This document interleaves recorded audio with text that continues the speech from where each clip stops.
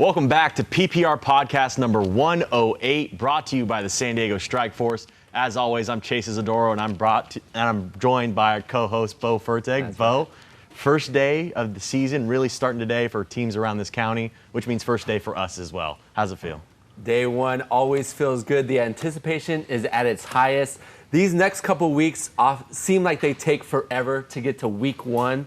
And then once week one starts, in a blink of an eye, we're already halfway through the season. So for all the players out there, enjoy the moment, enjoy the journey, because sooner or later you're going to get to meet Chase and I, and hopefully talking football on a desk. And that comes by way too quick. So it's starting to, once you hit August, that's where it really starts to hit. You know, Yeah. that last couple weeks of July, you start getting the itch for football. Right. Like, we got preseason NFL football this week. That's when Yeah. it's like starts to hit, like, oh, we get some contact in. That's when it's always good. But, you know, if we're looking back at what went over the offseason, that's kind of what this episode is going to be today. So I think there's no better way to start it off. We talked about NFL preseason coming up. How about the NFL coaches who are now in town? And we have to start off with both guys from the Palomar League. Eric Weddle taking over at Rancho Bernardo, as well as Nick Barnett taking over at Del Norte. Kind of some huge storylines that we get these NFL guys to come coach high school football, but also they can take these programs to new heights. Well, and both of them are taking over quality programs, right? Rancho Bernardo is always in the mix. They're competitive year in and year out. They had a really good run under Tristan McCoy, 2014 to 2016, 35-6 overall. 2017 went 6-6, second in Palomar. 18-19, 7-4, second in Palomar. 2021, 7-6, third. And then last year, sub 500, but still second in Palomar. So competitive year in and year out under Tristan McCoy. Weddle is going to have to come in and get them over that hump. Rancho Bernardo is a quality program with quality players, and I feel they can do that. Same for Nick Barnett. He comes in with a program that has most of their offense intact, right? Quarterback Jack Snyder, over 2,500 passing yards. Chris Guzman, over 1,000 rushing yards. And Ty Olson, we're going to talk about a lot this year. When it comes to receiver athletic type players, the best in the county when I think of Olson, nearly 1,300 receiving yards, close to 20 touchdowns. Barnett comes in as a defensive guru, right? Played 11 seasons as a pro with most notably the Green Bay Packers. This is a defense that allowed close to 27 points per game. It's one of the reasons why they didn't have a 9-4, 10-3 record.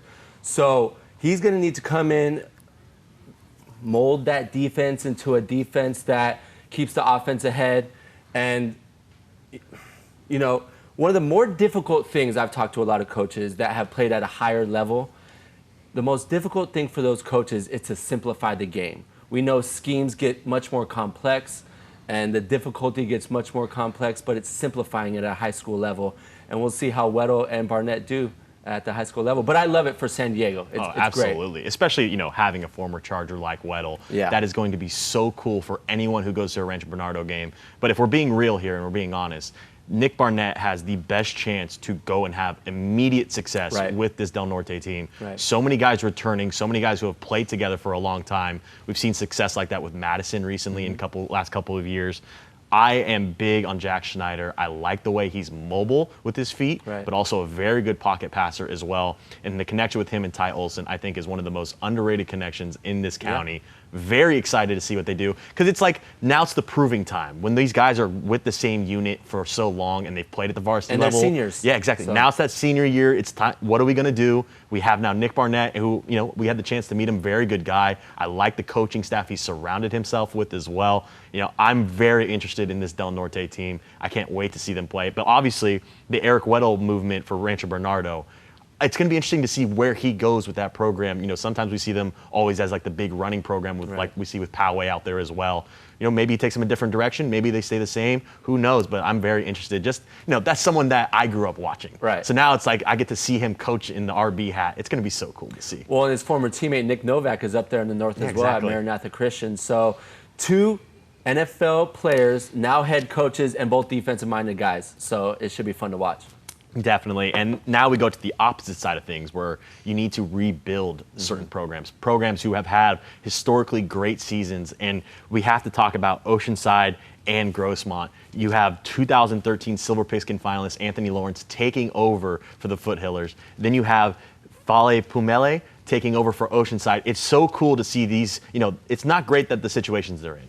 It's a tough rebuild for both these situations, but you have guys who are dedicated to the program, guys who love the program because they played for them and played for them at times where they had success. Right. Now they're going to lead the charge to get them back to where they need to be. Yeah, both taking over winless programs. When you talk about Pumeli, back in podcast 86 with Paul and Bert, he talked about the culture, and he's already creating a breakfast program there. He was a part of the big success in the late 90s under Coach Carroll, so he understands, he has the championship mentality that you love to see. And Anthony Lawrence, he's now the youngest head coach at age 26. If he coaches like he played, his last 2 seasons at Grossmont, 6,800 passing yards, 86 total touchdowns, and had a great career at USD through close to 1,300 yards and 120 touchdowns. So a local legend in his own right, and now he comes back to a program who is in desperate need of a guy with a new face. And I love these looks because it's going to bring guys who are now going to want to come and play for those guys. It gives them a reason to come out. There's times where I've felt very old, even though I'm about to turn 28. Yeah. When I get to interview these young kids and it's like, wow, they're calling me sir. This is weird. Right. Now that it's going to hit me that I'm going to interview a 26-year-old head coach, I'm going to feel very old, Yeah. as I'm sure all of us will. But it's so cool that they're trusting him, and they're just, we're at our weakest point here. We're going to give it in his hands and see where he goes with it. And he has the experience from being at USD as well. So maybe there's a connection there. He can help these kids get into colleges later down the line. I like that signing for him to be the head coach there. Oceanside, I think they are going to be on the rise again this year. Probably not massive steps, maybe similar steps to what we saw St. Augustine do last season. Right. But from the 7-on-7, and I'll say it 100, maybe a million times, 7-on-7 is not actually football, but it does show some progress. It gives us an inside look. It does, and from what I've seen of Oceanside, they can compete.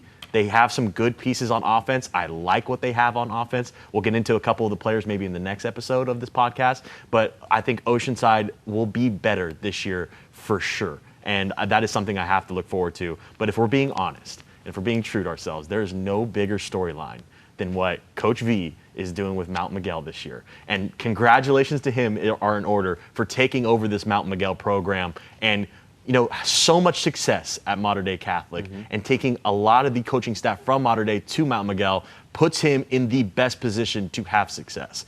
And we talk about what can he do for the players in Spring Valley, who there are so many great football players that come out of that area that haven't been going to Mount Miguel. Now he gets a chance to build this really in his image and have those kids want to come to that school. He has always been an advocate, Coach V has, of the Southeast region, the city region. And it's so great to see him now he has an impact. For me, this is a legacy move for him. He's done all he could. He had success at Kearney as well as an OC.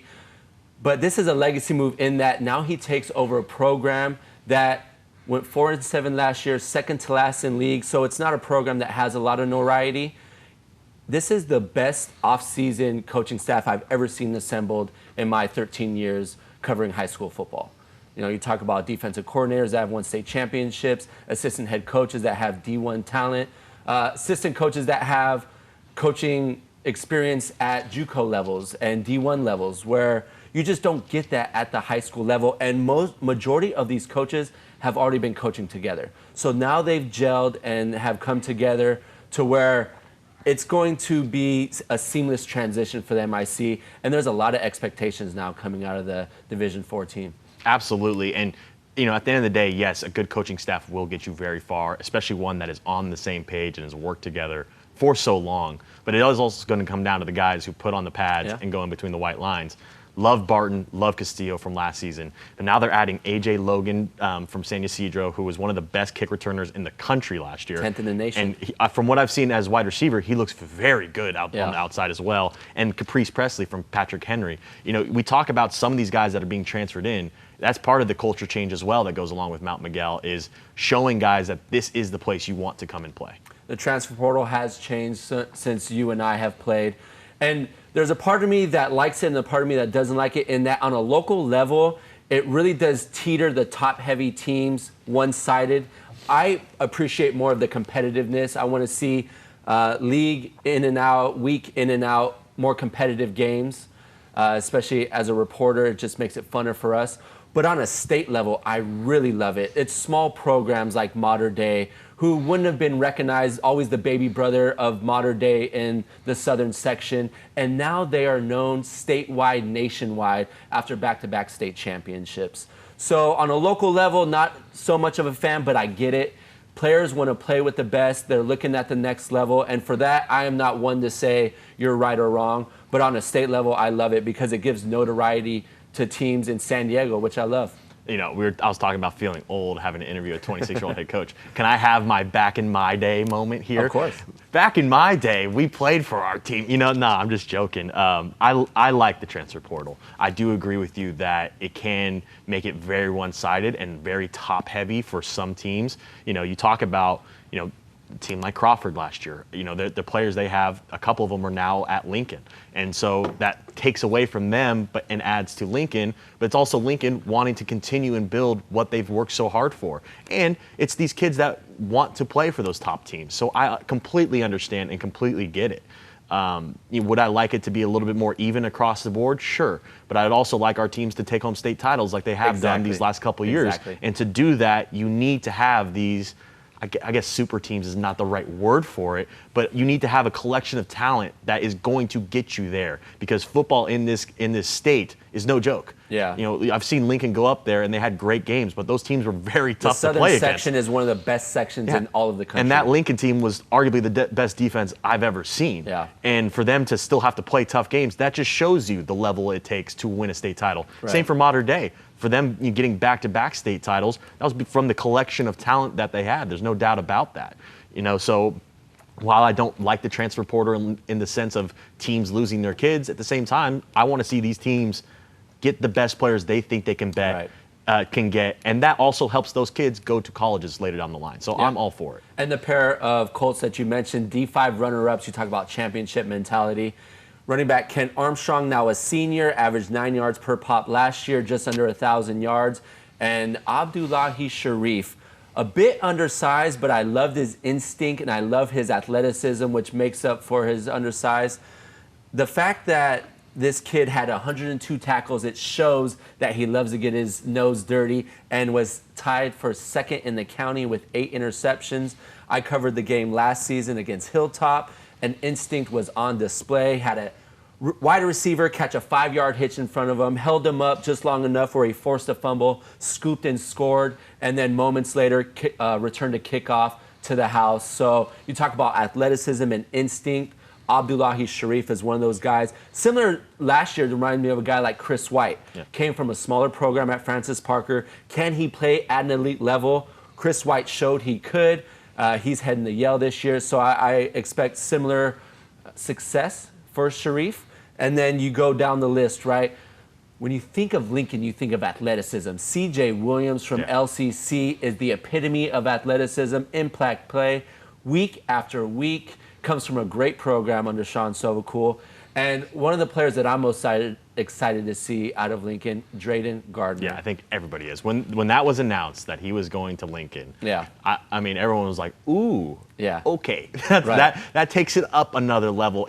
And I was, you know, a little bit concerned about Lincoln. Obviously, they're always going to have some great football players, but it's with so many guys from that team from last year leaving, it's like, okay, where do we go next? Man, they look ready and retooled for this season again. I cannot wait to see. And these guys are going to be hungry because they are coming in and trying to prove themselves. They always have Lincoln. A chip on their shoulder. You know, it's always play like always. So I'm so excited to see the Hornets again. And you know, they're really are retooled to go for the Open Division title. And the best transfer, we didn't mention Achilles Smith Jr. Yeah, and he looks really good. Yeah. Obviously, you know, very young. From when I watched him on 7-on-7, you know, it's obviously 7-on-7, so he not as crisp as I've seen, you know, before, but still very good. The arm talent is absolutely there. And, you know, I'm very excited to see what he grows into over his time there at Lincoln. ESPN has him as the top quarterback in the nation. Yeah. So San Diego now has top 2 quarterbacks, or the top quarterback in each class. Julian Sayin this season and Achilles Smith Jr. for next year. You know, we talk about maybe some other transfers around the county as well. I guess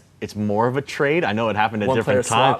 Player swap. Josh Ball going now from San Marcos to Carlsbad, and Justice Woods, who committed to Cal Poly, congratulations to him, now going to San Marcos. I don't think it's very hard for these players to go there and make those moves when you have the quarterbacks like Crete and Julian Sayin. But, it's kind of interesting the dynamic that they will add now to those teams. I really like Josh Ball. I think he's going to have an incredible season, maybe similar to what Marshall did last year when he transferred into Carlsbad. I kind of expect the same thing to see from Ball this year. Carlsbad lost 3 senior receivers last year: Justin Johnson, Zach Marshall, as you mentioned, and Nico Arbois. Those 3 receivers combined for 88 receptions, nearly 1,600 yards. Ball is going to insert himself nicely. Had a great junior season, 49 receptions, over 800 yards. So what a great fit for both programs. Justice Woods, known for more of his defensive prowess, one of the better corners in the county, and talk about a team who needs help on defense. San Marcos, a team that allowed over 300 points per game, or 300 points on the season. And Woods is going to help bolster that defense on the outside. But he had over 200 receiving yards last year. And we know our Creek Makaheli, second most passing yards, second most passing touchdowns as a freshman, a phenom last year. And those numbers actually exceeded Sayin. I'm not saying he's better than Sayin, but statistically, and part had to do with the defense giving up a lot of points. So Woods goes from one great scenario to the next, and the same you could say for Ball. And for both those quarterbacks, just really quickly, when I was at the Super 7 quarterback camp watching them, they had a competition of who can throw the furthest. And, all these great quarterbacks around the county who we will touch on a little later about how great that is right now. But all of them throwing deep bombs, 50 yards, stuff like that. With a flick of a wrist. And then Crete and Julian just walked up there and 60. Like back to back. Then it was like 61, 62. They had to go to overtime. Right. And then Julian beat him by 64 yards to 63. And it was just like, wow, these guys are legit, man. It's so good to see them. And, we see from their offenses how much they like to pass the ball. Right. I think it's good fits, even though it is basically a swap of the two. Yeah. It'll be good fits for both of them. I agree. One also great fit. How do you get stronger after a state title is go get another edge rusher to add to your defense. Travis Ford coming from Helix to Granite Hills. This Granite Hills team, it's probably the best time to be a fan of this Granite Hills football team. They are stacked. And it's shocking when you go watch them and you still see most of the same guys from last season. They're extremely young, and they're returning most of the guys from that state title winning team. Their MO last year was run the ball well and play good defense. And now with Ford on the other side of Demarion Wright, they have the best defensive end combo up front, and still on the back end, they're just as solid. And then offensively, they control the tempo, they control the ball, control possession. 6'4", 240 pounds, controls the line of scrimmage with his size. Ford is a great addition to that Granite Hills defense. And, just another quick one. We want to talk about a team that is looking to be on the rise and looking to come back off the success they had last year. Madison also adding Quentin DeMara. It'll be interesting to see the quarterback competition between him and Parental. I watched Parental at 7-on-7. He looked like the one. Now that DeMara comes in, maybe there's a little bit of competition between the two. There's also a lot of quarterback competitions. I've seen from Mission Hills has a quarterback competition going on right now, LCC. And when you watch these teams, you look at so much talent, I have no idea where to go with it. Maybe that's something we'll touch on a little bit later down the line. Also, another one to mention is Escondido getting the Pollard brothers as well from Classical. Yeah. The Pollard brothers had such a huge impact towards that state title winning team for Classical. What do you see them doing now for Escondido? Friday Pollard averaged 6 yards per tote last year. His brother D'Angelo actually was more of a JV guy, I believe came up towards the end of the year. He's going to bolster that defense up front. But I love the championship mentality. Those guys were there in the moment, winning a championship for the first time ever for Classical Academy. And so bringing that mentality to a program is always welcomed with open arms. Definitely. And with so many transfers, now we're starting to get into the season. Now it's starting to shape up. It's really going to be interesting to see who's getting used, how these teams saw these players, and also to get them to go to these schools. Yeah. But then now how are they going to utilize them, in what way? So many question marks, but a lot of that will be figured out really soon.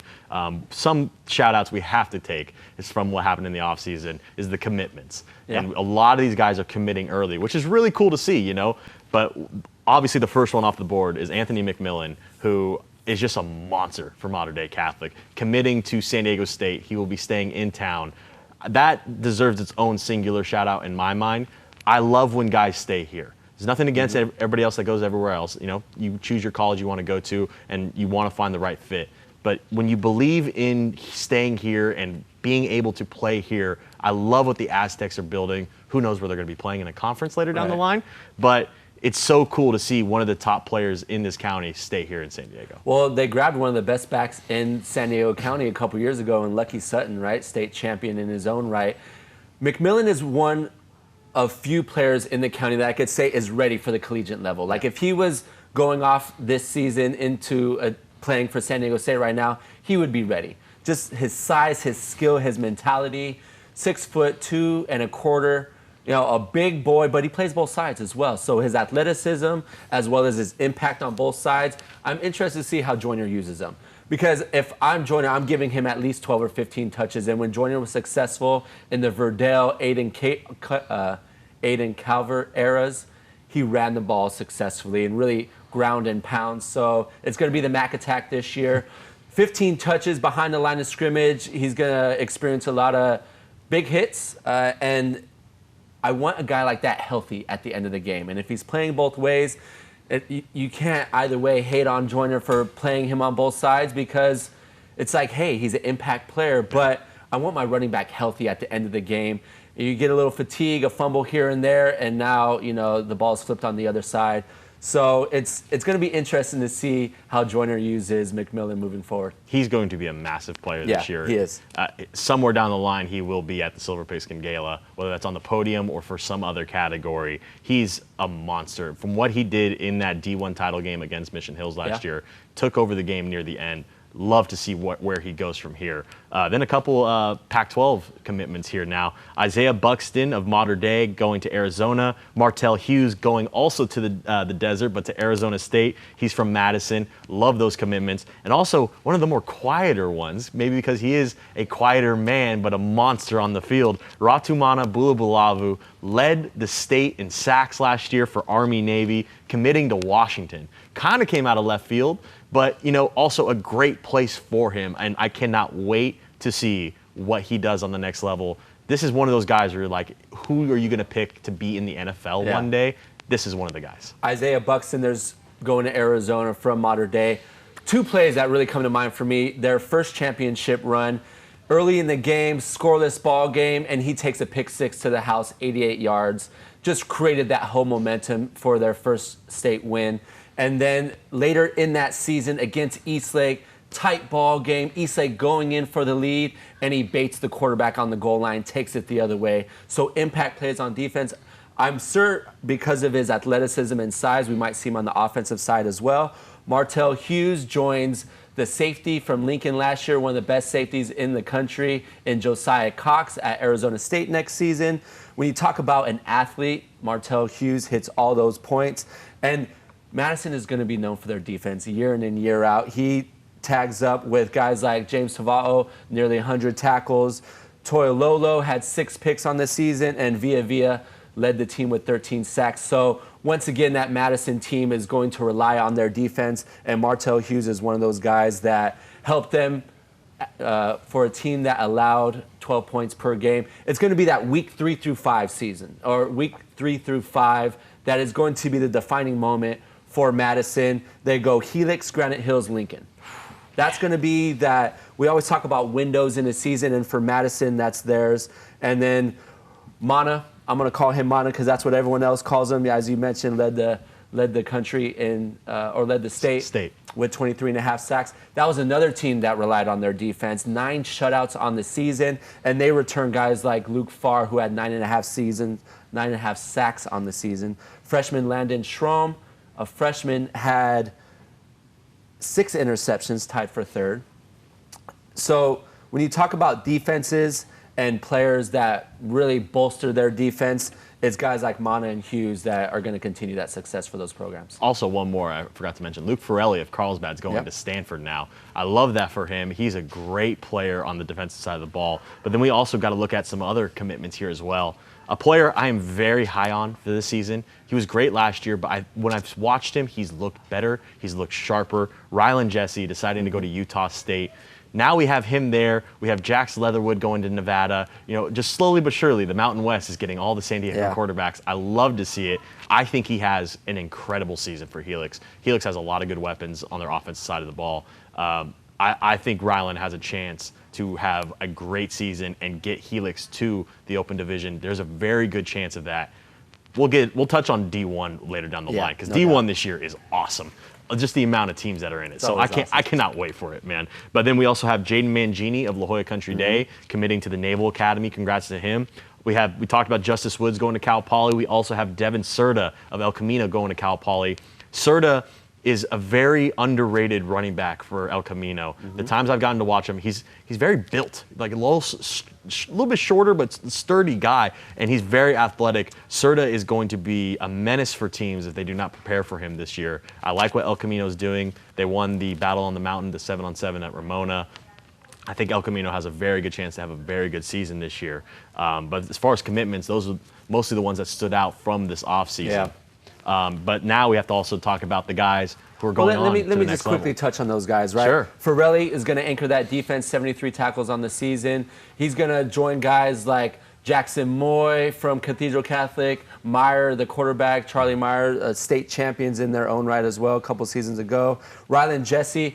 That offense is going to be nice and balanced. A great 1-2 combo with Cisneros and Allen. The stretch for them is going to be week 3 at Madison, week 4 at Cathedral Catholic, and week 9 at Granite Hills. Rylan Jesse is going to put up the numbers necessary this season. There's no doubt about that. Over 1,800 passing yards and 27 passing touchdowns.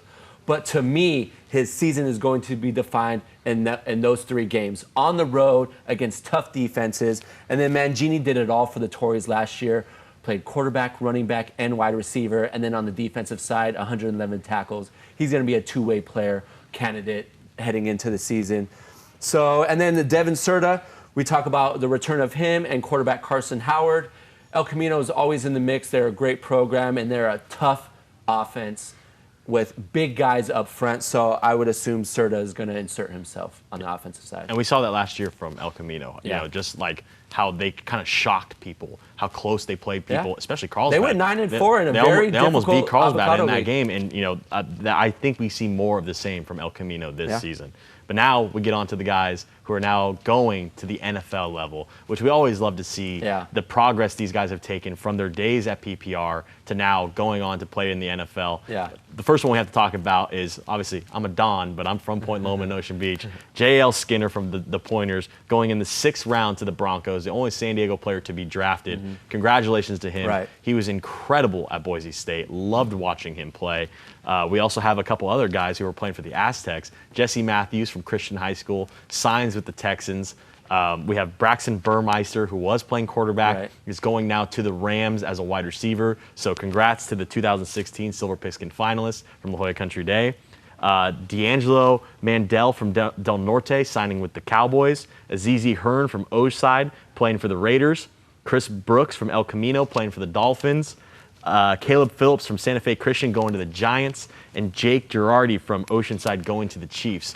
I mean, that's a long list of guys. Love it. Love it. Who knows if they make the rosters? Who knows if they're there beyond the training camp? But just the fact that they get the chance, just the fact that they get the chance to keep playing alongside the guys we saw last year going in, Kyle Phillips. You know, it's so cool to see these guys get their opportunity. And J.L. Skinner, I had the pleasure of interviewing him in the 2020 season, Faces in New Places, when he was at the college again, Boise State. Bronco goes from Boise State Broncos to the Denver Broncos. And you talk about championship mentality. If you want to listen to a guy that was young in his years, wanting to be the best at his position and the best person possible, go back and type in J.L. Skinner, Bowe Fertig interview, and you just listen to this guy, and you could feel the energy from across the screen. Yeah, I'm so excited now. Got the podcast going. We're getting ready to get back into it. I'm so ready for football to start. We're 18 days away now from opening night, and then we're bringing back the Saturday night game. We'll have Granite Hills versus Mission Hills in week 1. Cannot wait for football to get started. It's the 25th season of the Prep Pigskin Report, and it could very well be the best season yet. I know. I cannot wait. So all things looking good, all things looking forward. That's going to do it for PPR podcast number 108. Stay tuned for number 109, where Paul and Bert will sit down with the guys from SDFNL. Can't wait for that for the rest of this week. But for now, Bo, let's send it out.